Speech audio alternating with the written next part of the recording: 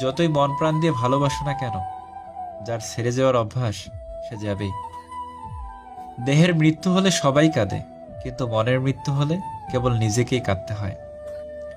ছেলেরা শ্বশুর বাড়িতে গিয়ে দুদিনও ঠিক মতো থাকতে পারে না, কিন্তু মেয়েরা বাপ মা ভাই বোন সকলকে ছেড়ে শ্বশুর বাড়িতে গিয়ে সারা জীবন কাটিয়ে দেয়। সত্যি মেয়েদের জীবনটা অদ্ভুত।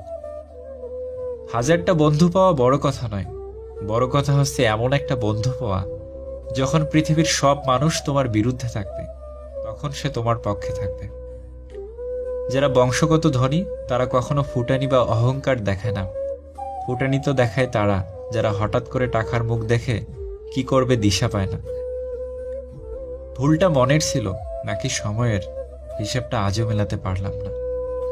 স্বামী ও স্ত্রী হিসেবে তারাই পারফেক্ট যার চোখে নিজের স্ত্রী সব থেকে সুন্দরী নারী, যার চোখে নিজের স্বামী সব থেকে সুদর্শন পুরুষ।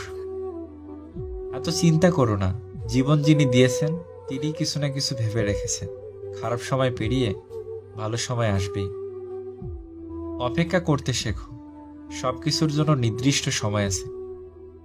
এই শহরে প্রতিনিয়ত বিয়ে হয়, তবে মানুষের সাথে মানুষের নয়, কেরিয়ারের সাথে সাদা চামড়ার। পৃথিবীতে একমাত্র যাদের কথায় চোখ বন্ধ করে ভরসা করা যায় তারা হলো মা বাবা। ঠকাতে পারলে মানুষ বলে চালাক, আর কারোর উপর উপকার করলে বলে বোকা। এটা বর্তমান সমাজের নিয়ম। ভুল ট্রেনে যদি উঠেই পড়ো তাহলে পরের স্টেশনে নেমে যাও, কারণ ট্রেন যত দূর যাবে তোমার ফেরার কষ্টটা তত বেশি হবে। যে মাছের কাঁটা বেশি সে মাছের স্বাদও বেশি, আর যে ব্যক্তি সৎ বেশি তার জীবনে কষ্টও বেশি। অন্যের কাছে মূল্যহীন হওয়ার আগে মূল্য নিয়ে সরে আসুন।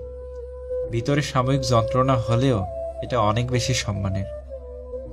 জীবিকার খাতিরে পোশাক নোংরা করা চরিত্র নোংরা করার চেয়ে শ্রেয়।